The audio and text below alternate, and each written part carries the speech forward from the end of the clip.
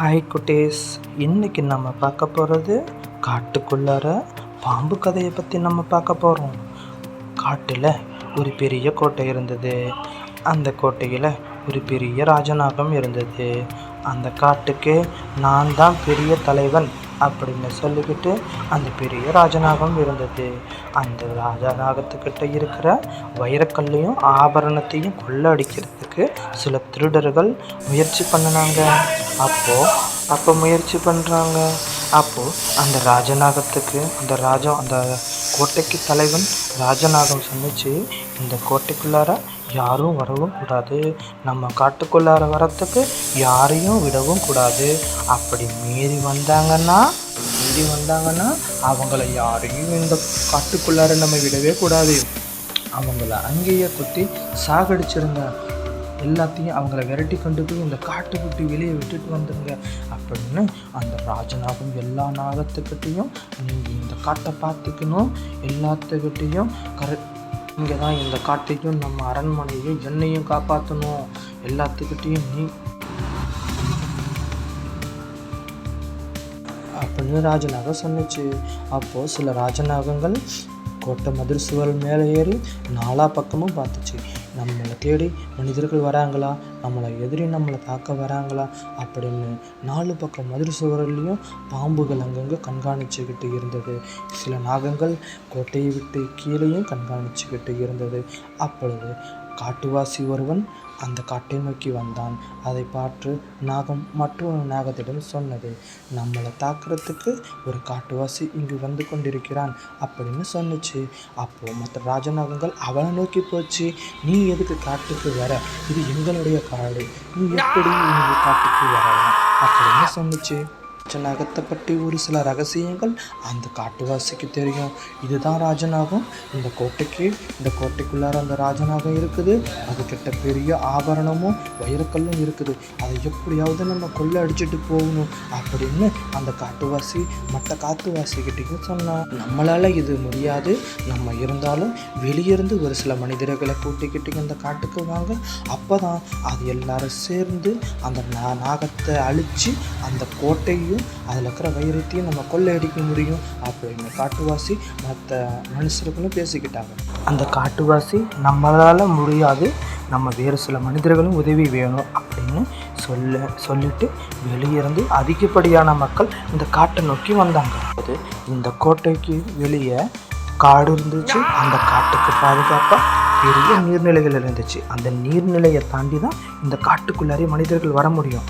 அதனால் அந்த நீர்நிலைகளை எல்லாம் வெறும் பாம்புகளாக இருந்துச்சு. இந்த நீர்நிலையை கடக்கணும்னா அங்கே இருக்கிற பெரிய போட் இருக்குது. அந்த போட்டில் தான் எல்லா மனிதர்களும் ஏறி வரணும்.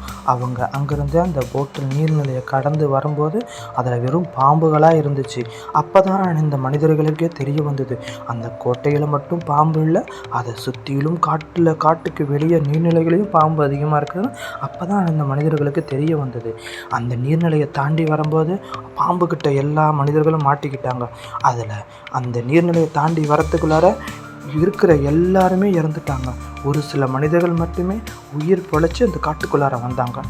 அப்படி அந்த காட்டுக்குள்ளார வரும்போது ஆதி மனிதன் சொன்னால் மற்ற மனுஷங்க எங்கேன்னு சொல்லிட்டு கேட்டால் அவங்க எல்லாம் அந்த நீர்நிலையிலேயே விஷப்பாம்பு கடிச்சு எல்லாம் இறந்துட்டாங்கன்னு சொன்னான்.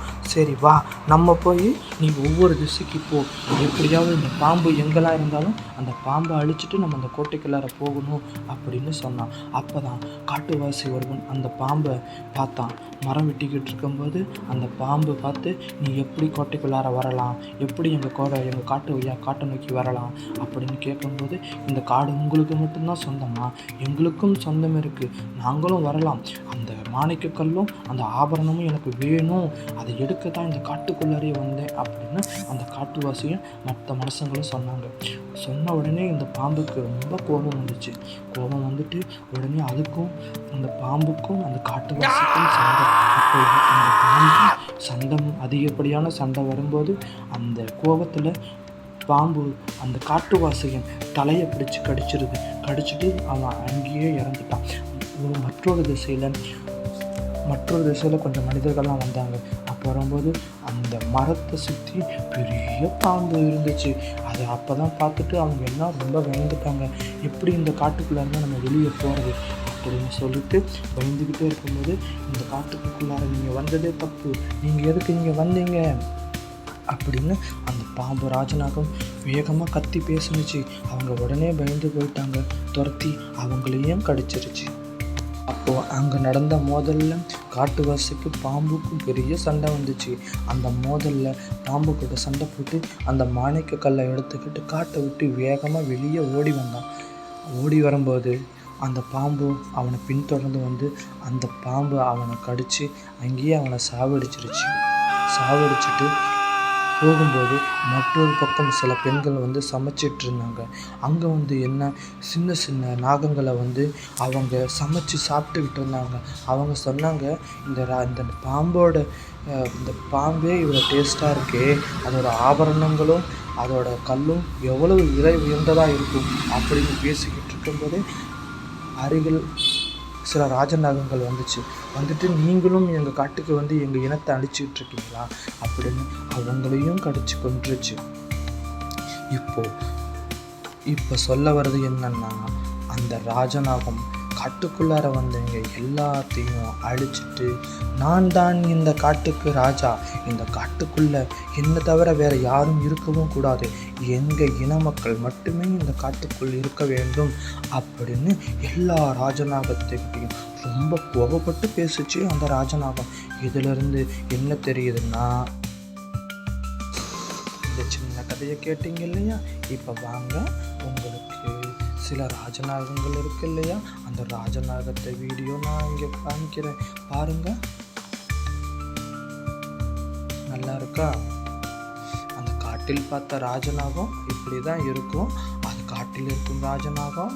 இது வந்து நம்ம வேற காட்டில் இதேமாரி ராஜநாகங்கள் அதிகமாக இருக்குது.